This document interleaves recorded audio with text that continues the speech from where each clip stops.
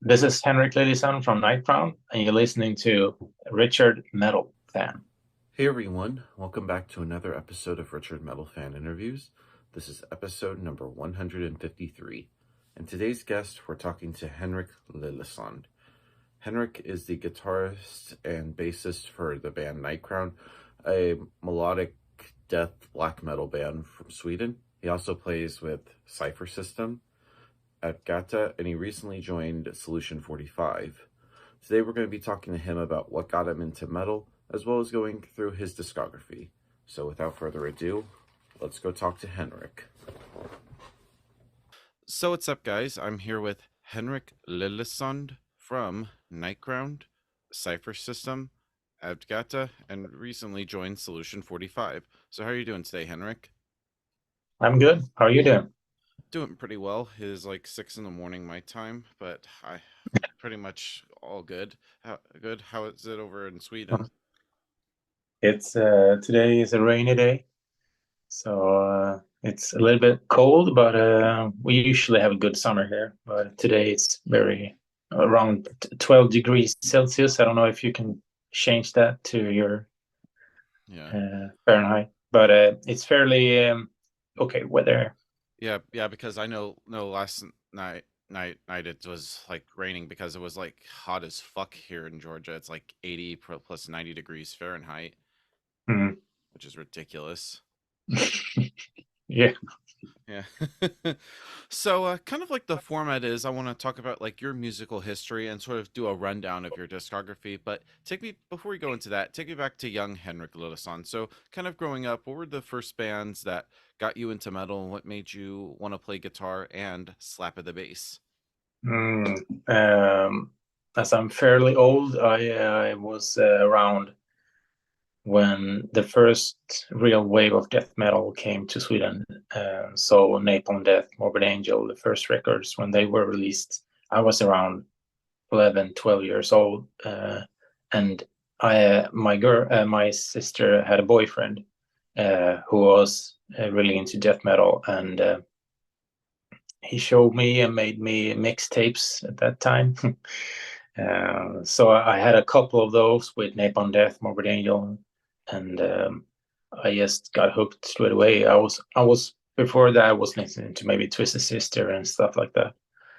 So Dismember and Entomb and stuff that came around that time.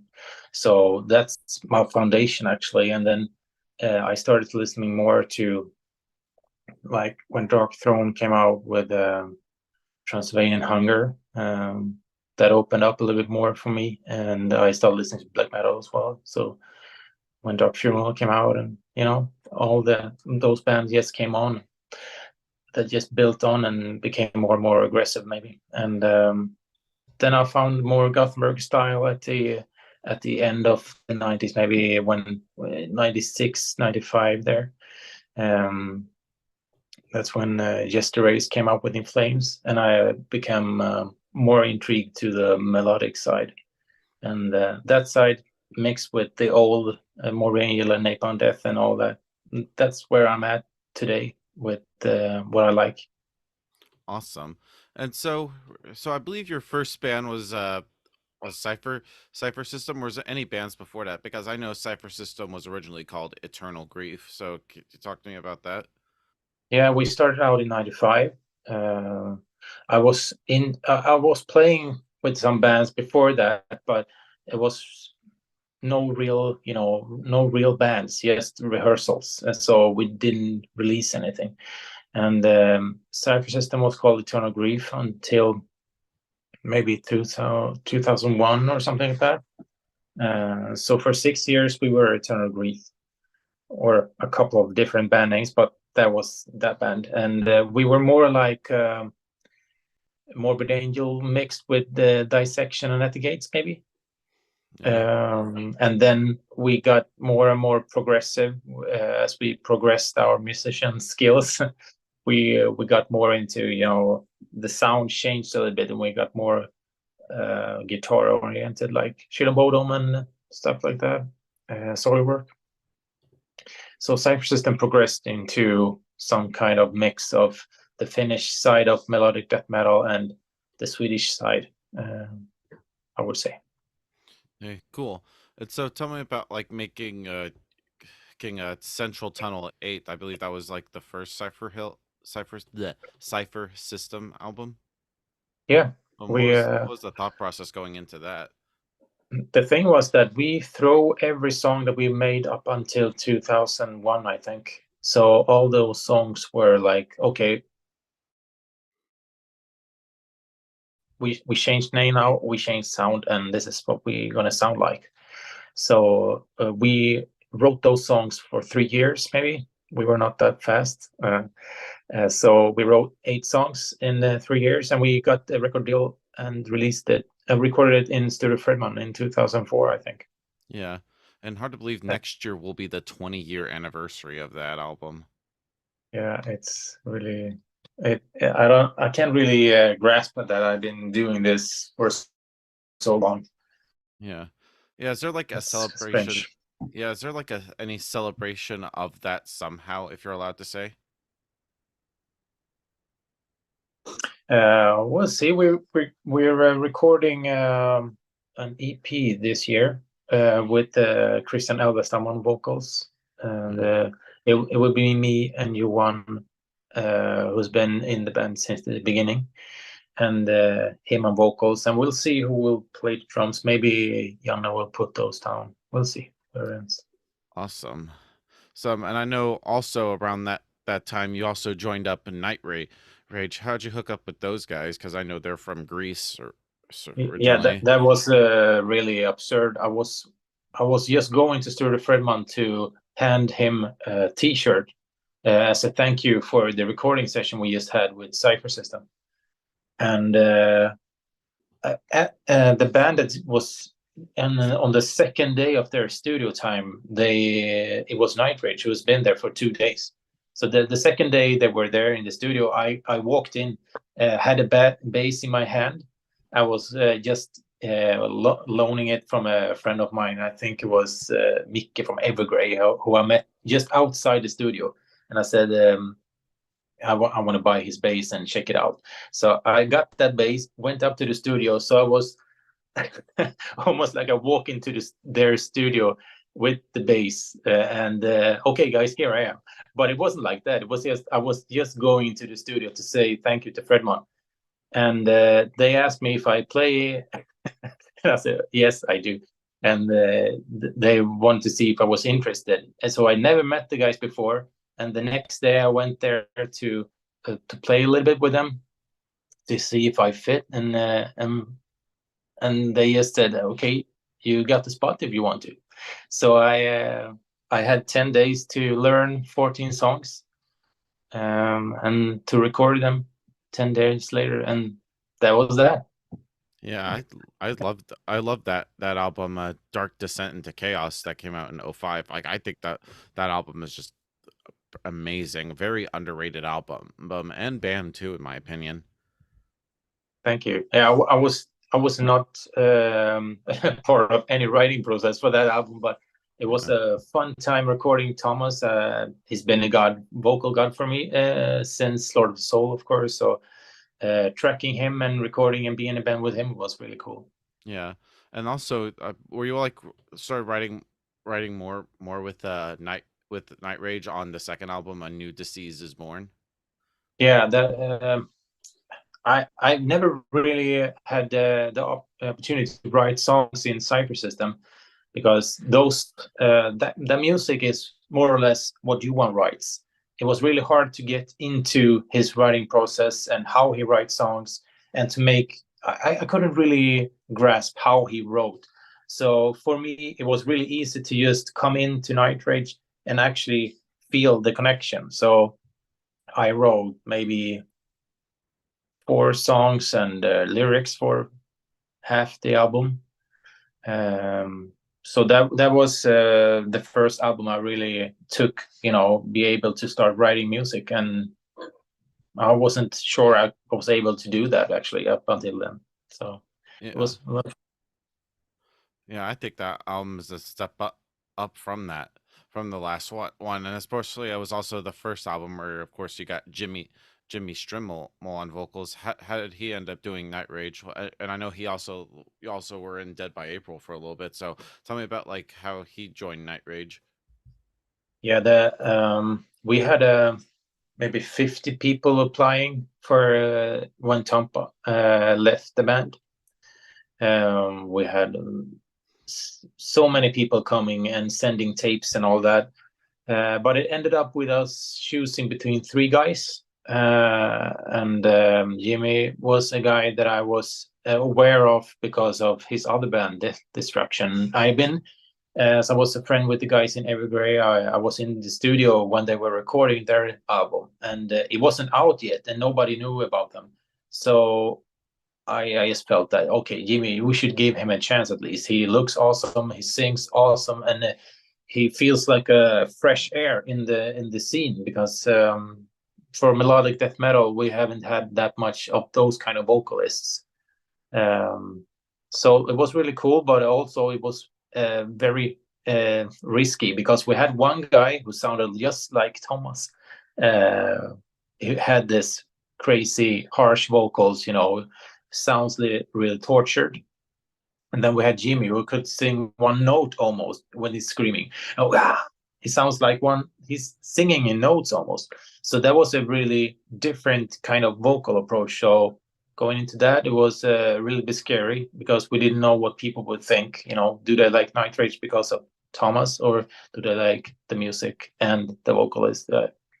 We weren't sure really. So we just felt that with Jimmy, we would have some guy who would really do a great job on stage. He's awesome vocalist. So we just felt that, okay, we need to go do this with this guy. And felt like a good choice at the time. Yeah. Yeah, and I think he's a great, because usually when bands like change vocalists, there's always like, will it work or won't it work? And I remember, for example, with Iron Maiden, like when Paul Di'Anno left the band, and then they got Bruce Dickinson, they was unsure how it would work, and then they put out Number of the Beast and that pretty much, I feel like, solidified the Maiden sound, because if you listen to those first two Iron Maiden albums, they're just straightforward, just punky. But when Number of the Beast came out, it just came up just heavy metal, so it pretty much solidified their sound. Yeah, I agree. Yeah. And so I know it was around that time in '07, you actually, I think it was you and Jimmy, or you actually were started up at Dead by April in '07. So not a lot of people know that you were actually in the band for like a little bit of a minute. Can you talk to me about that? Yeah, the thing was that when we wrote the was it yeah, it was the follow-up to the A New Disease Is Born. We were starting to write songs, and Jimmy sent us an idea that he had written. He's not really, a guitarist, but he plays the guitar. So he writes some songs or riffs, and he went to his friend Pontus, who helped him record it, and he sent it to us and said, I want to have this kind of music on the next Night Rage album. And we just felt that, okay, that's a way too much step in a different direction. It's not really what Night Rage should sound like. And Marius has been working so hard, and his love is the melodic death metal. And as you said, Iron Maiden and stuff like that, like twin harmonies and the typical Night Rage sound. And he didn't want to change that too much. He let my influences in on the A New Disease Is Born album, because I come from a fairly same background as his. But when you come in with a kind of, I don't know what kind of rhythm it was, but more like Meshuggah kind of stuff. It didn't really fit, and it was some other kind of more like hardcore-ish kind of sounds riff, and we just want to, okay, that's not what we want to go like. So he started this band, Dead by April, with his friend Pontus instead. That song was actually the start for that band. So we actually joined in Dead by April. Both me, the drummer Alex, and Jimmy all went to Dead by April in the beginning, but it was more like a melodic death metal band with some clean vocals when we started out. Yeah. But then it shifted to more like, like popish, almost like Backstreet Boys sound with Meshuggah rhythms. And it started to take turns that we didn't really like, or I just felt that it wasn't what I want to do. And actually, we had the Cypher System guitarist Johan also was a part of the band in the beginning. So we were like this small group of people who's in the same kind of bands, you know. But yeah, we ended up leaving. Just didn't feel 100%. All right. And it's cool. It was interesting because I know that there is one promo pic of actually online with where you were in the band. It had like you wearing like a green shirt and a hat. And I think it's up there online. I might have to like splice it into the videos right here. Yeah, well, we have. I think we had two sessions. One where I still had enough hair to have long hair, and then one that I had to cut my hair. Awesome. Okay, and I think I was also around that time you did those we don't speak of. I'm just curious because I don't think no one's ever talked about that. No, that's not a lot to talk about. But we had there was also a different. I was living in a place called Warburg, and that's maybe 4 miles, 40 kilometers from Gothenburg. And there is a very strong music force there. We have like the Gates drummer who comes from that place, or Arch Enemy drummer, and then we have a lot of melodic black and death metal coming from that area. And some of those people I met on parties and stuff like that, and we just all those people who was meeting up, we just tried to do I don't know how you should say that, but it was kind of a Deftones, maybe some Linkin Park, I don't know, and Korn, new metal, you know, kind of that kind of style, but with a vocalist who could actually sing, and, you know, a girl who sings really, really well, and she was kind of a pop artist here in Sweden, but she had more like a rock vocal. So yeah, we tried it out, but it didn't really turn out as anyone would wanted it to do, I think. Yeah, is there like anything online of that, or is just pretty much nothing at all? I think you can hear it on YouTube actually. Yeah, I have to like look that up. And I think after that you also did Levitt and also My Collapse. Tell me about those bands. Yeah, Lavette was just a quick. That was maybe how those we don't speak of progressed into, and that really, you know, it was just people trying to do something together. It didn't really work out as we expected it. We had a dream, and it didn't come up too close to what we wanted it to be, and we invested so much time. So it was like, let's get this out now, and we just yeah, it wasn't really what we expected, but it was a progression in the person as you are. You know, you try stuff and it didn't go well, you move on. All right. And then kind of like going into I know, kind of like backtrack a little bit. I know in 2011 you actually joined one of my favorite bands, The Unguided. So how was that like working with Richard Hunnison and Roland and all those guys? They're awesome. I had so much fun playing with that band, and I was asked when they did their first EP. They called me from the studio and asked if I wanted to be in the band, because me and Roland has been friends for maybe 10 years up until that. So we've known each other for a long time, as we lived in Varberg together in the same city. Awesome. And we were spoken about playing together for a long time. And it ended up with him asking, as it was only Richard, Roger, and Roland, the three R's. Yeah. And then they had John doing the drums, and actually on the first album they had Jonas Kjellgren, who produced them, playing the bass.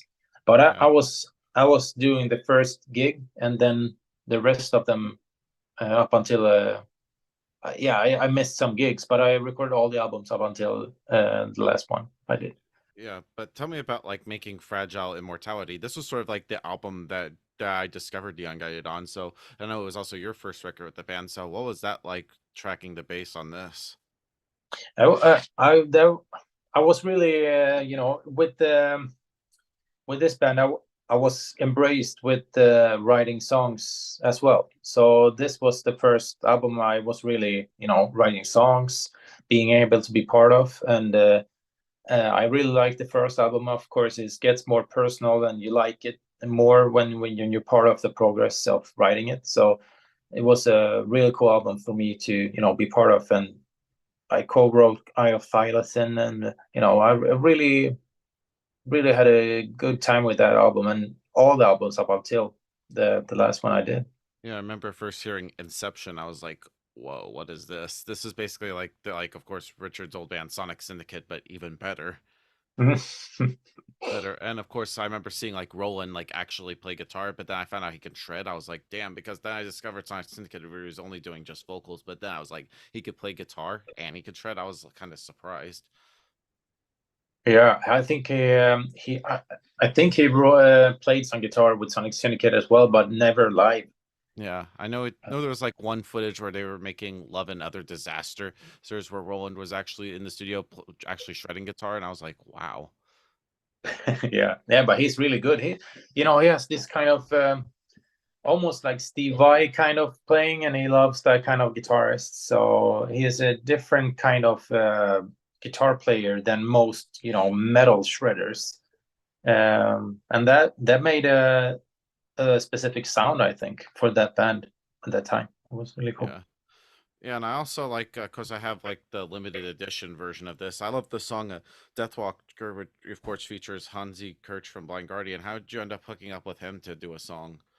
The thing was that the first album was very well received, and I think that Hansi, Richard is the biggest, not the biggest, but one of them, fan of Blind Guardian, and he has. I don't know if it was had something to do with the guy from Gamma Ray, and what's his name? I don't remember now, but the singer in Gamma Ray and the I guitarist of think it's Kai Hansen. yeah, exactly, yeah, exactly, Kai. I know he also was in Halloween.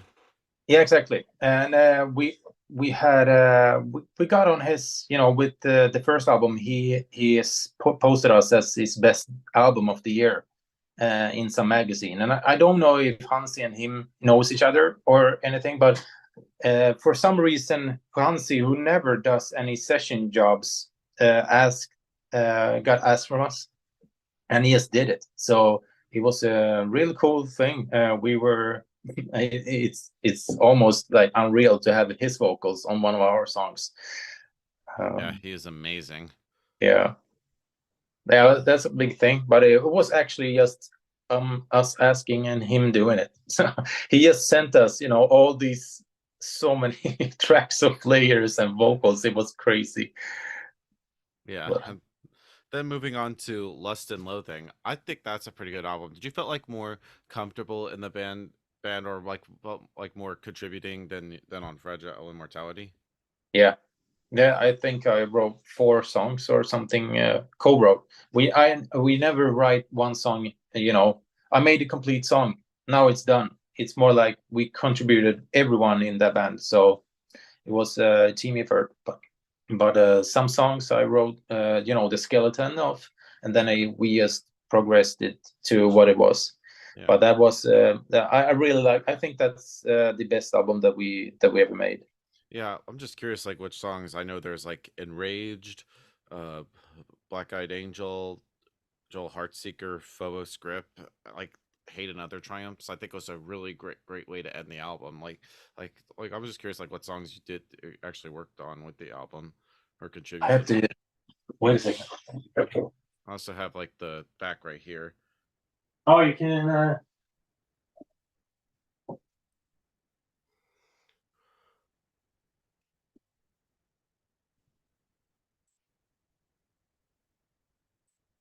Yeah, I Oh, you got the same CD too. I think so. Yeah, me too.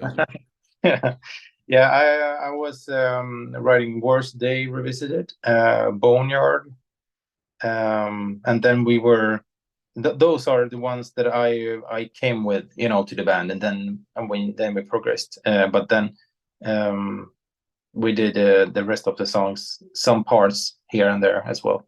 Yeah, But it was I'm very proud of this album. It feels like this is the one that we didn't have one bad song on that album. It yeah. just everything just felt great.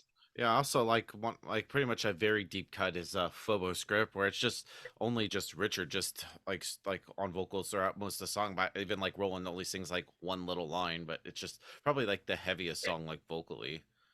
Yeah. And then we had that's why we had like one song with a lot of clean vocals. So we had like a little bit of a diverse instead of all the time screams and cleans and screams and cleans. Instead, a lot of screams and a lot of cleans. So we tried to mix it up a little bit on that one. Yeah. And then going into End the Boy Battle Royale, I thought it was a pretty good album. I know it was first album with Jonathan Thorpenberg replacing Roland. So how did you end up hooking up with Jonathan? Because I've had Richard on a few years ago, I guess, because I know he was like filling in with y'all live at that time. Yeah, the first time he was filling in, he actually didn't sing. He was just playing guitar. And then because it was such a short notice, he just came in, for I don't know how many days, but it was very short. And then he just came in and played it perfectly.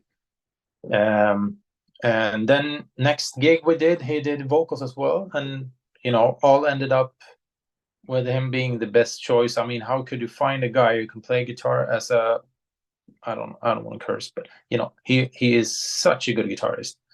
And then we have a vocal side where he sings very good. He's not Roland, but he's Jonathan, Nice.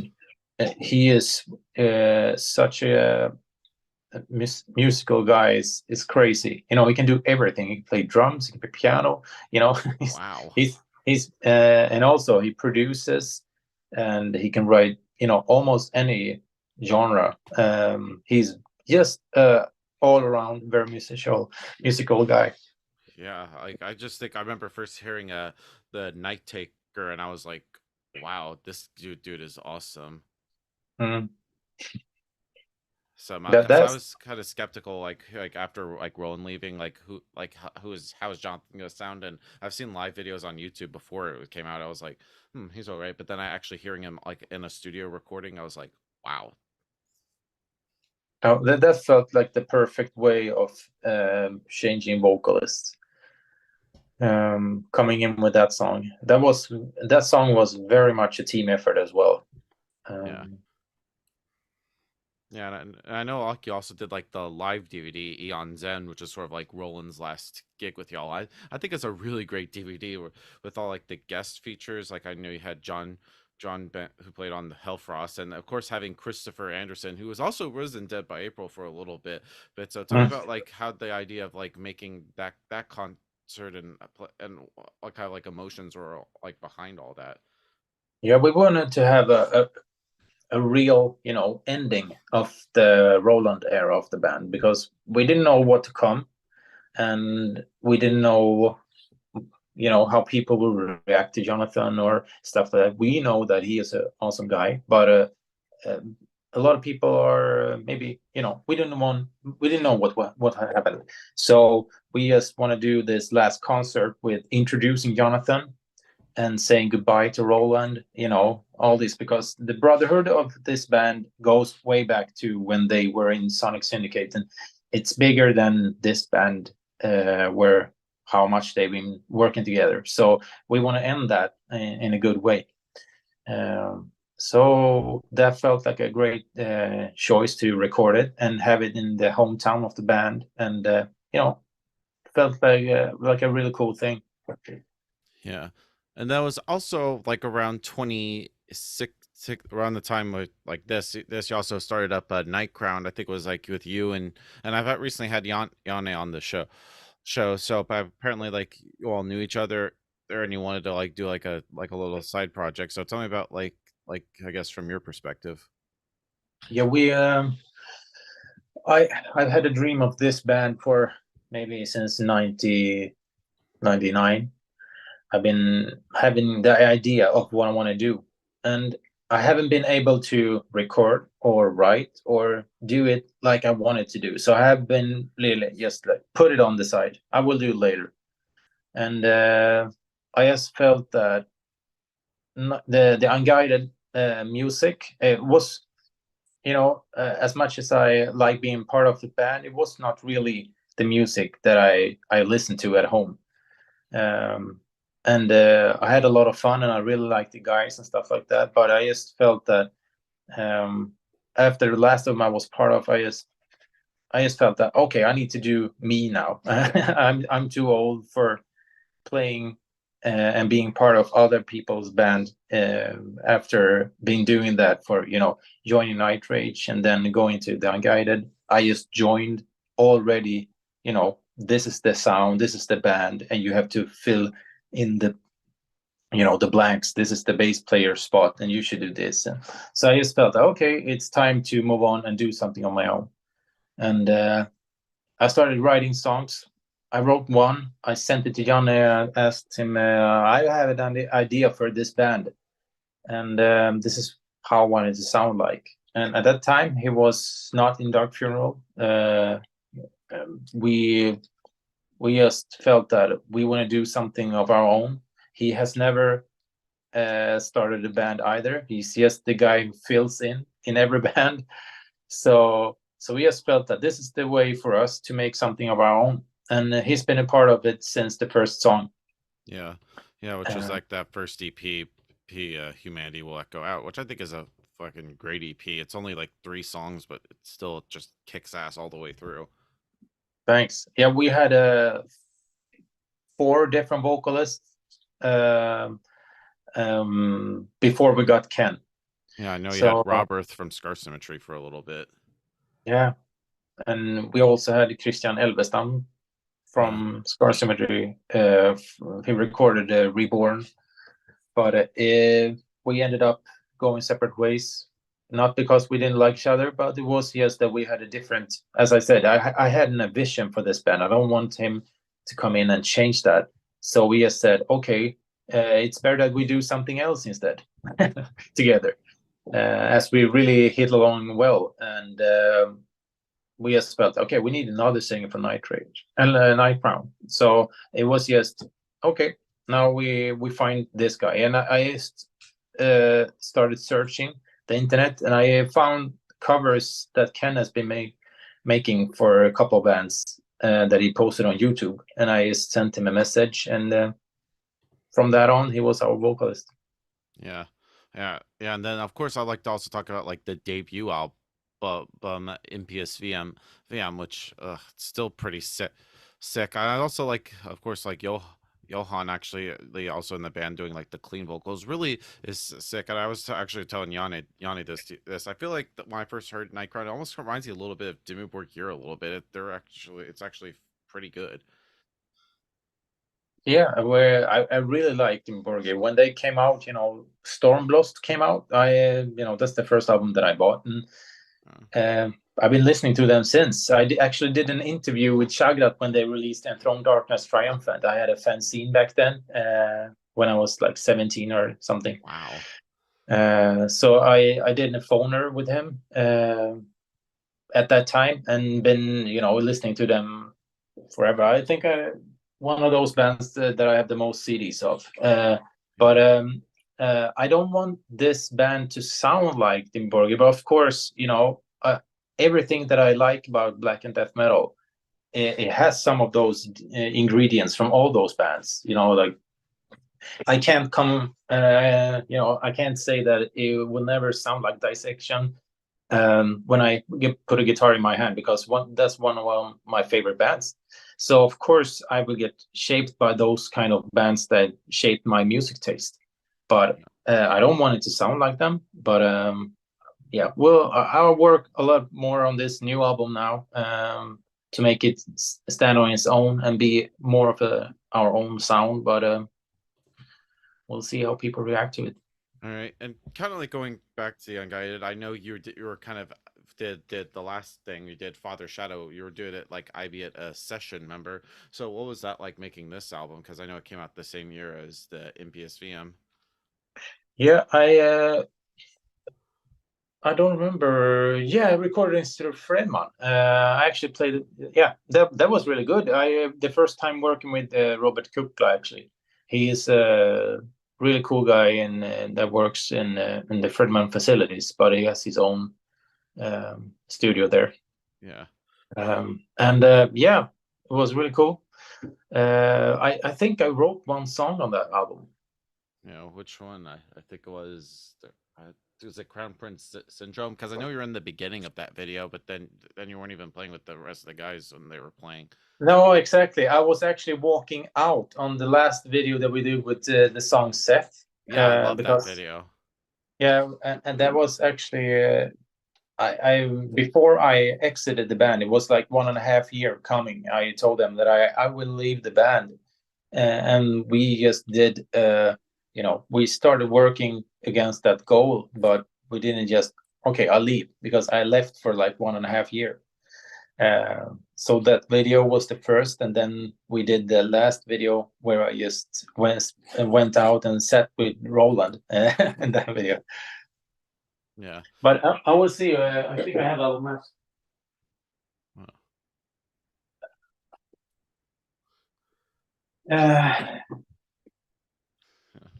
I think it was Anchor Stone of the World.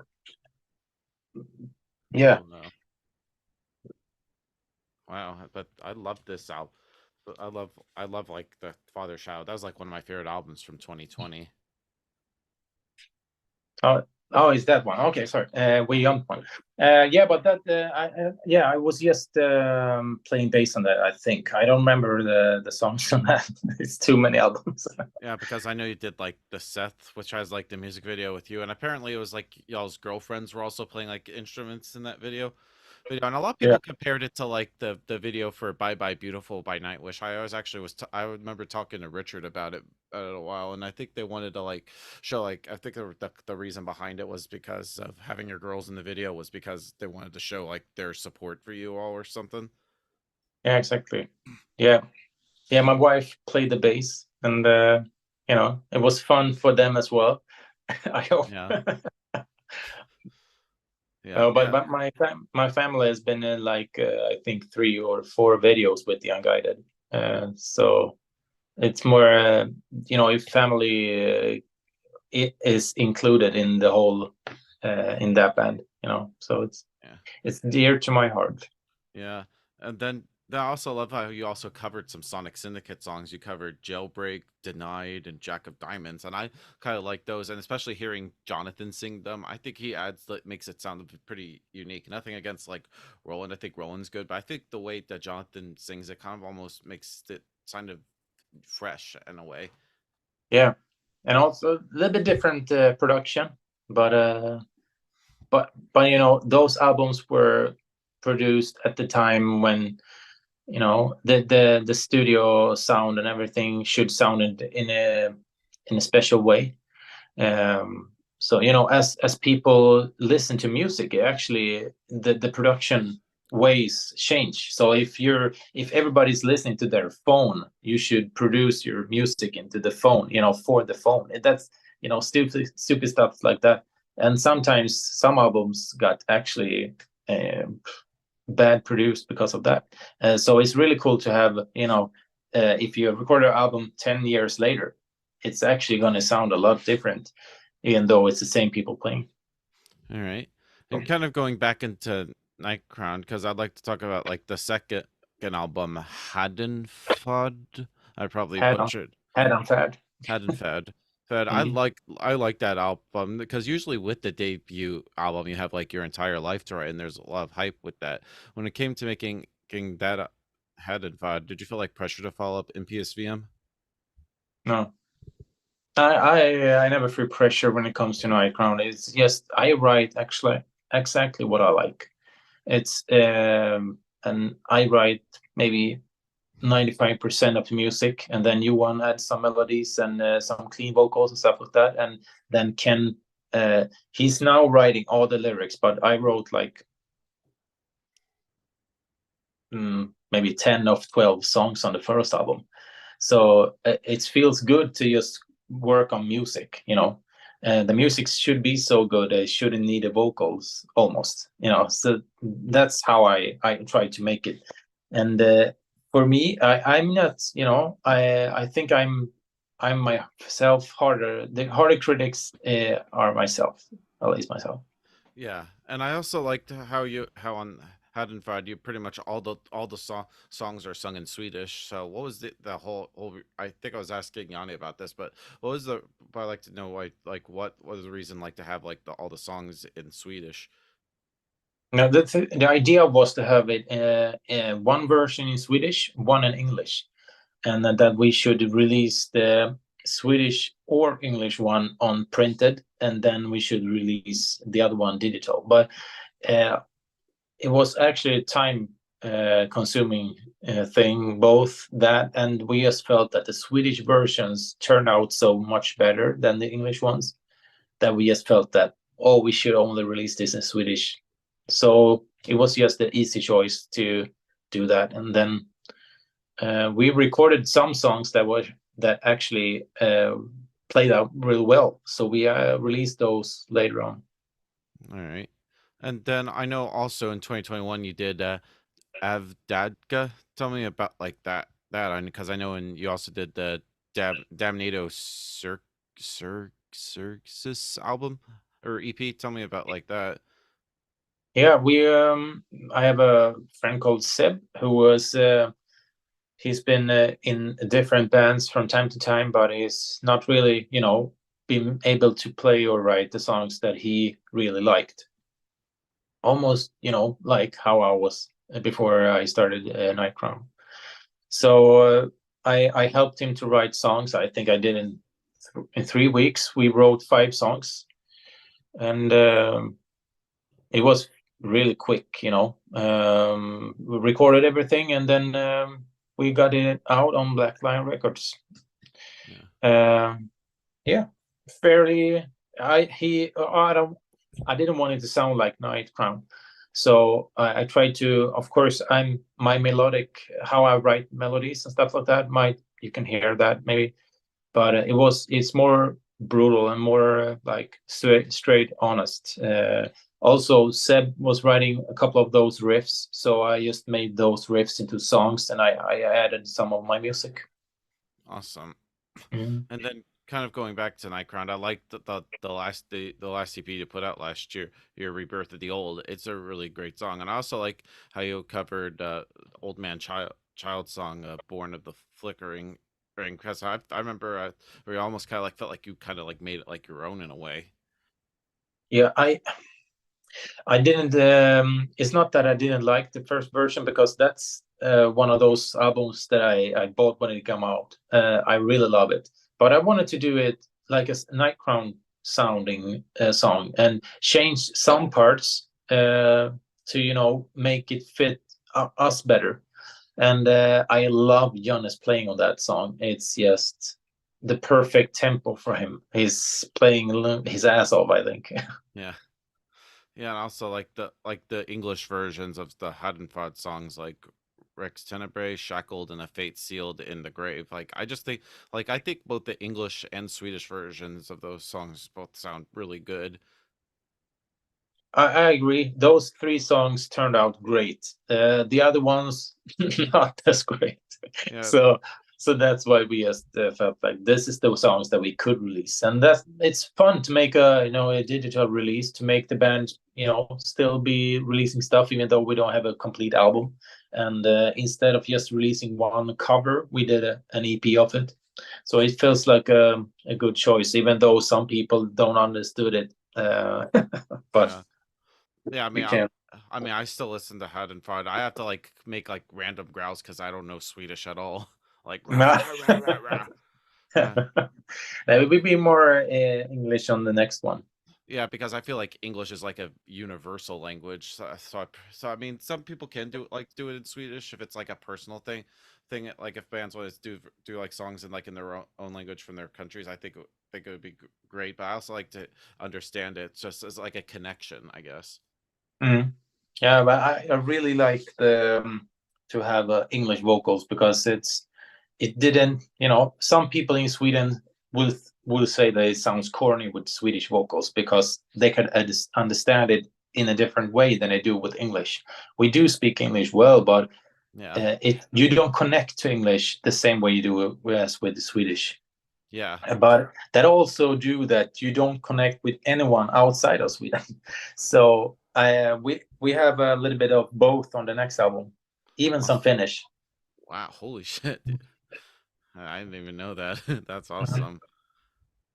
So then, yeah, and I know that this year you also joined Solution 45 as a bassist. Because tell me about like how you end up joining. Because I know you mentioned before you worked with Christian Alstrom, so I'm guessing that was sort of like an easy no-brainer to like join the band. Yeah, it was. I don't know who played the bass with the band before. Actually, I think it's Anders who played with them. But I don't think as the band has been in, since the last album they did, or albums, they haven't been, active. So it's been, I think it's been 3 years in the making of writing songs. We have, I think we wrote a whole album that we've thrown away, or we didn't release it. So we've actually recorded or written a new album now. So this will be a different album, sure. Than the one. Is there like any release date that you're tentatively planning, or? No, not right now. Not that I know of. But we have the artwork done, and we have the songs written, and Christian is recording right now, vocals and stuff like that. So the songs are really cool, different but really cool. Awesome. And so kind of in the end, to sort of wrap things up, what's next for like Nightcrown or any of your other bands? Have you got like any like tours or anything lined up? Is there a chance maybe you could bring Nightcrown to the States for a tour one day? We'd love to have you. Yeah, we would love that, but it's all a matter of costs. We will see. If we do something that serious, we will need some support from all the people who want to see us, because it costs like €10,000 only, $10,000 just to get there and get into country and to be able to work. So you start at minus $10,000, and then you have to work that up. So you have to stay for a long time and make a lot of profit to be able to even go plus minus zero. Yeah. So we'll see when it ends up. That's just a number that I throw out now, but that's almost how much it is, or it could even be more. So to be able to do an US tour, that would be awesome, because we've seen so many people reaching out to Nightcrown from US. But we'll see. Would love to. But right now we have a new album recorded. I've started writing on the fourth album, and the third one that's been recorded and mastered and everything now will be released in, I think, in November. Awesome. So thank you, Henric, for this interview. It's just any final words you want to say to the viewers that are watching this? Check out Nightcrown, and look out for a single this fall. And thank you very much for reaching out for this interview. Appreciate it. Sure thing, man. So everybody, Henric Liljesand from Nightcrown. We'll see you next time.